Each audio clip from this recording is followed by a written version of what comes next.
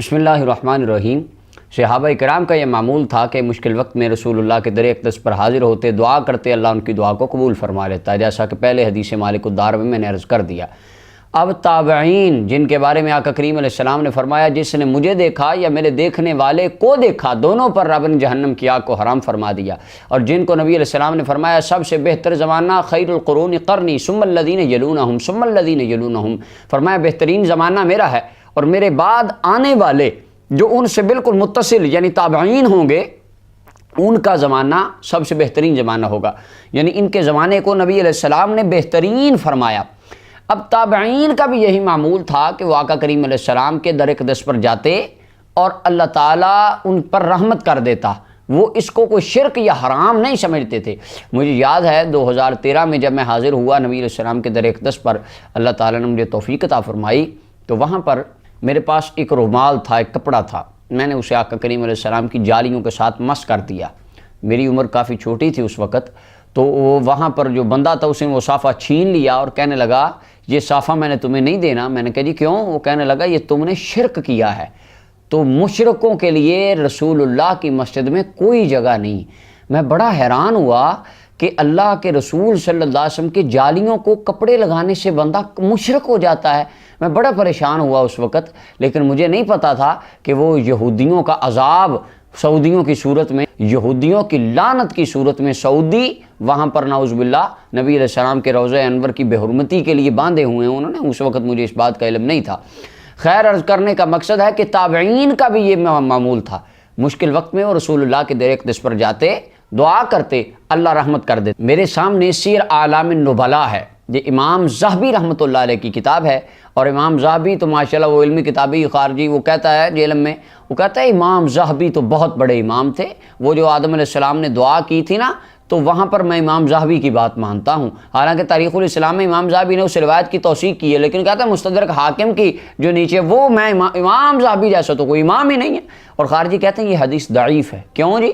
اس کے فلاں راوی کو امام ذہبی کہتے ہیں، یہ راوی ضعیف ہے، بس یہ روایت ضعیف ہے۔ تو امام ذہبی وہ ہیں جن کے بغیر ان کی جرح و تعدیل مکمل نہیں ہوتی۔ اب وہ امام ذہبی کی سیر اعلام النبلاء میں پڑھ رہا ہوں۔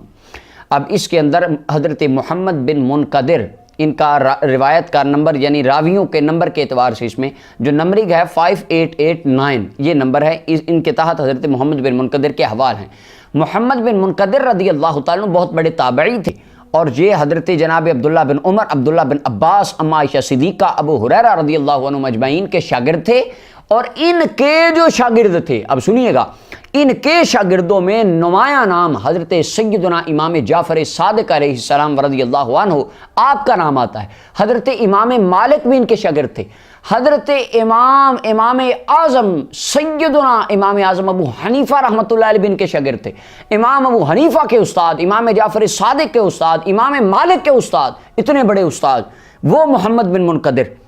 ان کے بارے میں جو روایات جرح و تعدیل کے امام ہیں، انہوں نے بھی امام ابن معین ابو حاتم کہتے ہیں یہ ثقہ ہے اور جید راوی ہیں۔ اور حضرت سفیان فرماتے تھے کان من معادن الصدق، یہ صدق کا، سچائی کا خزانہ تھے۔ وَيَجْتَمِعُ إِلَيْهِ الصَّالِحُونَ، اور اللہ کے نیک بندے ان کی بارگاہ میں جمع ہوتے تھے فیض لینے کے لیے۔ اور امام ترمذی فرماتے ہیں سألت محمدًا یعنی البخاری، میں نے امام ترمذی، چونکہ امام بخاری کے اسٹوڈنٹ ہیں، امام ترمذی کہتے ہیں میں نے اپنے ٹیچر حضرت امام بخاری رحمۃ اللہ علیہ سے پوچھا کہ استاد جی سمع من عائشہ، حضرت محمد بن منقدر کا حضرت عائشہ سے سماع ثابت ہے، انہوں نے ماں عائشہ سے حدیثیں سنی ہیں؟ تو امام بخاری فرمانے لگے قال نعم، ہاں بیٹے، یہ بہت بڑے امام تھے اور انہوں نے ماں عائشہ صدیقہ سے بھی حدیثیں سنی ہیں، یہ امام بخاری گواہی دے رہے ہیں۔ اچھا، یہ ان کی شان بیان کرنے کے آگے میرا مقصد ان کی جو بات بیان کر رہے ہیں وہ سنیے۔ اتنے بڑے امام ابو حنیفہ رحمۃ اللہ علیہ، مالک رحمۃ اللہ علیہ، سیدنا امام جعفر صادق رضی اللہ تعالیٰ، ان کے امام، ان کے استاذ، ان کے ٹیچر، ان کا عمل کیا تھا؟ مدینہ طیبہ میں رہتے تھے۔ کان ابن المنقدر یجلس مع اصحابہ، ایک دن حضرت محمد بن منقدر اپنے ساتھیوں کے ساتھ بیٹھے تھے۔ فکان یصیبہ سمات، آپ کو کوئی بیماری آئی، بیماری لاحق ہو گئی، درد اٹھی جسم میں۔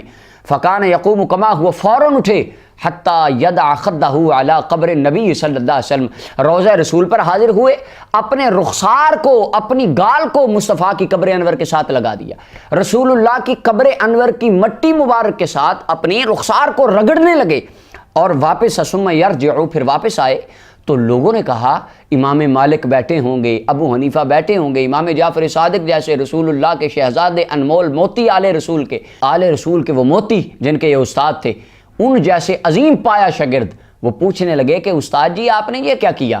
درد ہوئی، اٹھ کے گئے حضور کی قبر کے ساتھ چہرہ لگا دیا، یہ کیا کیا آپ نے؟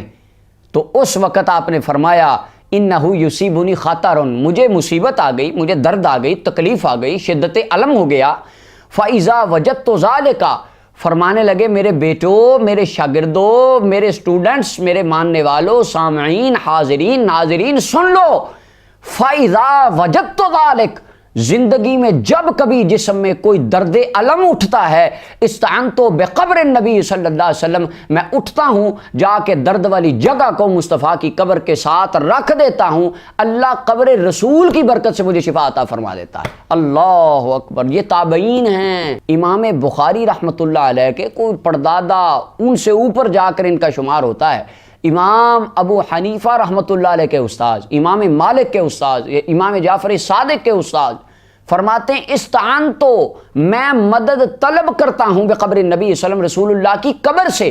اب وہاں پر کیا آپ کو امام جعفر صادق سے زیادہ علم ہے؟ وہ اہل بیت اطہار کے شہزادے، انہوں نے یہ نہیں کہا کہ دیکھیں جی یہ تو شرک ہو گیا، یہ تو آپ نے بدعت کر دی، یہ تو حرام ہو گیا۔ امام ابو حنیفہ بیٹھے تھے، مالک بیٹھے تھے، امام جعفر صادق بیٹھے تھے، کسی نے یہ نہیں کہا، لیکن آج کہتے ہیں شرک ہو گیا، یہ تو جی بس شرک ہو گیا، مانتے ہی نہیں۔ یہ رسول اللہ کے تابعین کا عمل تھا، مشکل وقت آتا دربار رسالت پر حاضر ہو جاتے۔ اللہ نے آج اس عقیدے کی چاشنی صرف اہل سنت و جماعت کو عطا